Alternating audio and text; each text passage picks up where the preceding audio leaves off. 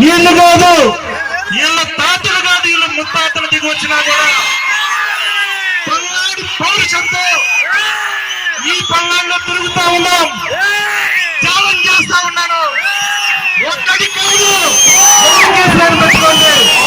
ఈ నియోజకవర్గంలో ఉండే కార్యకర్తల కోసం, వైఎస్ఆర్ పార్టీ నాయకుల కోసం దూరమైన పత్రాలను కూడా తెలియజేస్తా ఉన్నారు. మగాళ్ళైతే మీకు చేతనైతే రాజకీయ పరంగా రమ్మని కూడా సమాలించుతా ఉన్నాను. మీకు చేతగాక అనవసరంగా అన్యాయంగా కేసులు పెట్టి నన్ను బెదిరియాలని చూస్తూ ఉన్నారు. నేను చెప్తా ఉన్నాను, మీ వల్ల కాదు. నా వెనక వైఎస్ఆర్ పార్టీ ఉంది, జగన్మోహన్ రెడ్డి గారు ఉన్నారు. ఈ రాష్ట్రంలో ఉండే వైఎస్ఆర్ పార్టీ నాయకత్వం నా వెనక ఉందని కూడా గుర్తు చేస్తా ఉన్నాను. అన్యాయంగా ఈ గత మా గ్రామానికి సంబంధించి 25 సంవత్సరాల నుంచి కూడా ఒక చిన్న గొడవ లేని పరిస్థితి. ఈ రోజు చేతగాని నాయకుడు, రాజకీయాల్లో రాణించని నాయకుడు, తెర వెనుక కొంతమంది, తెర ముందు కొంతమంది ఈరోజు అన్యాయంగా నా మీద, నా తమ్ముడు వెంకటరామరెడ్డి మీద కేసులు పెట్టారు. నేను చెప్తా ఉన్నాను, ఎవరిని వదిలిపెట్టే ప్రశ్నే లేదు.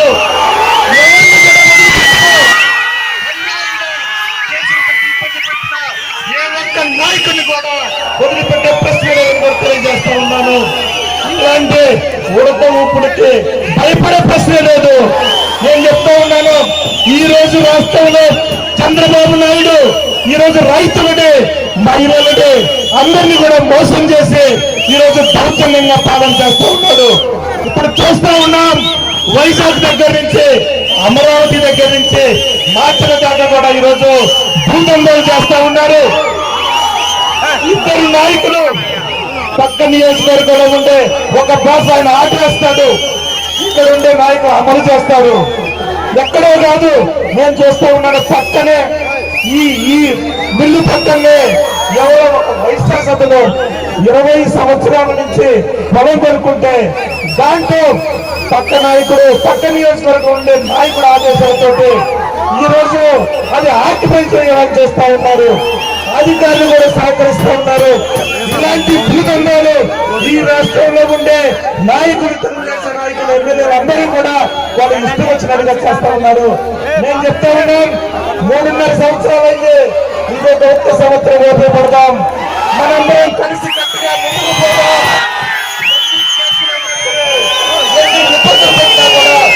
ఎక్కడ కూడా తలవెత్తకుండా ముందుకు పోవాలని గుర్తు చేస్తా ఉన్నాను. ఈ రోజు సామరస్యంగా మనం ఒక ర్యాలీ కార్యక్రమాన్ని తీసుకుంటే దీన్ని కూడా ఇబ్బంది పెట్టి వెంకటరామరెడ్డికి బెయిల్ రాకుండా చేయడానికి ఒక కొత్త ప్రయత్నం చేశారు. మేమందరినీ కూడా సమన్వయంతో ఉందాం, టైం కోసం వెయిట్ చేద్దాం. మన టైం వస్తుంది, మన ప్రభుత్వం వస్తుంది.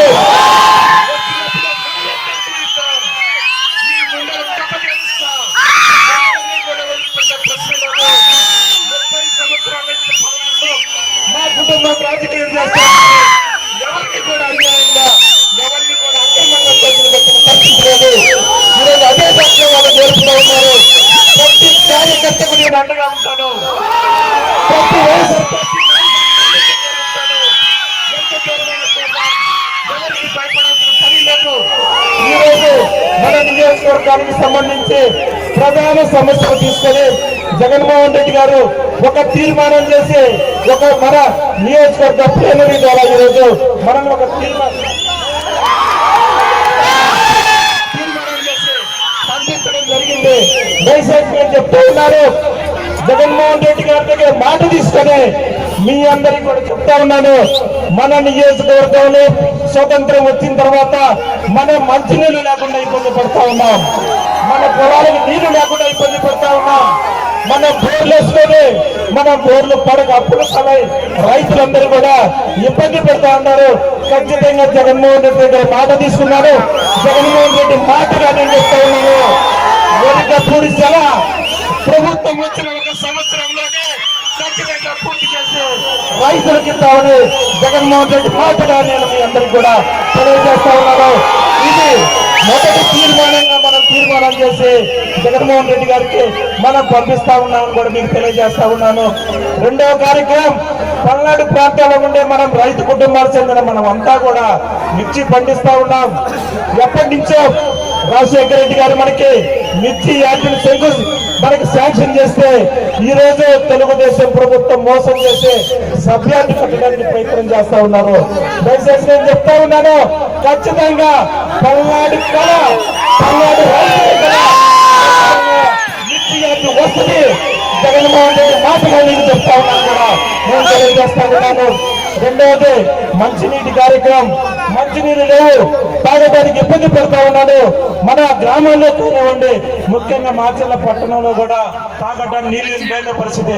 ఖచ్చితంగా నేను చెప్తా ఉన్నాను, మూడో తీర్మానంగా ప్రతి ఇంటికి నీళ్ళు వచ్చే కార్యక్రమం, ప్రతి కుటుంబానికి కూడా ఎక్కడ కూడా మంచి నీళ్ళు లేదనే విధంగా కూడా మూడో తీర్మానం చేసి కూడా జగన్మోహన్ రెడ్డి దగ్గరికి పంపించే కార్యక్రమం తీసుకుంటున్నాను కూడా తెలియజేస్తా ఉన్నాను.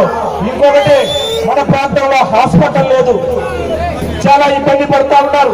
పేదవాళ్ళందరూ కూడా చిన్న యాక్సిడెంట్ జరిగినా కూడా గుంటూరు తీసుకోమంటున్నారు, నరసరాపేట తీసుకోమని చెప్తా ఉన్నారు. కనీసం పేదవాళ్ళు అంబులెన్స్ డబ్బుల్లో తీసుకోవడానికి కూడా చాలా ఇబ్బంది పడుతూ ఉన్నారు. ఖచ్చితంగా నాలుగవ తీర్మానం, మన పల్నాడులో 100 పడకల ఆసుపత్రి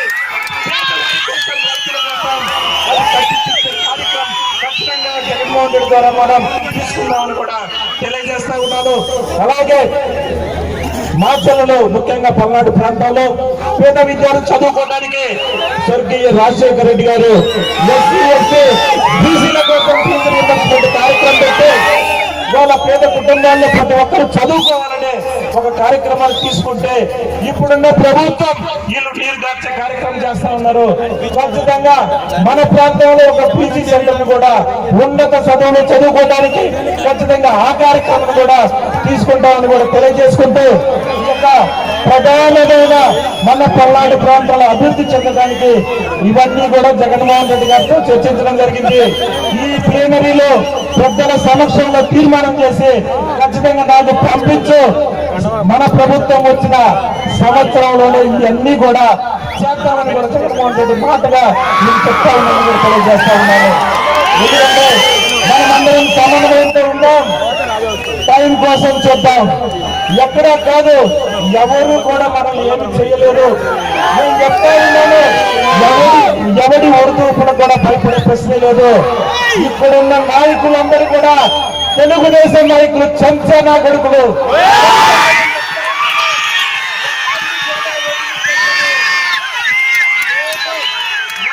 క్షోభపడ్డాము అంతకు 100 ఎక్కువ క్షోభపడేటట్టు నేను చేస్తాను. వాళ్ళ దేవుడు కూడా రక్షించడానికి తెలియజేస్తా ఉన్నాను. తెలియజేస్తా ఉన్నారు.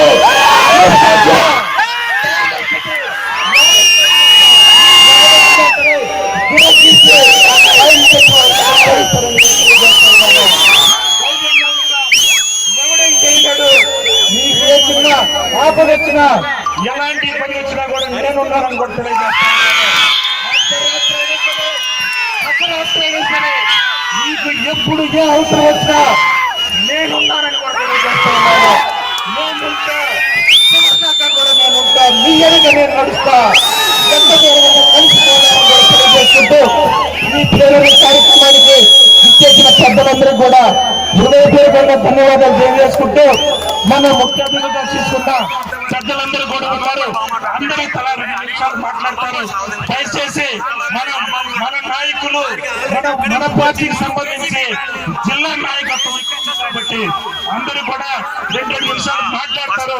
దయచేసి అందరూ వాళ్ళ యొక్క సలహాలను వాళ్ళు మనకిచ్చే ధైర్యాన్ని కూడా చెప్పే విధంగా చెప్తారు కాబట్టి మీరు అందరూ వినాలని కూడా కోరుకుంటూ సెలవు తీసుకుంటున్నాను.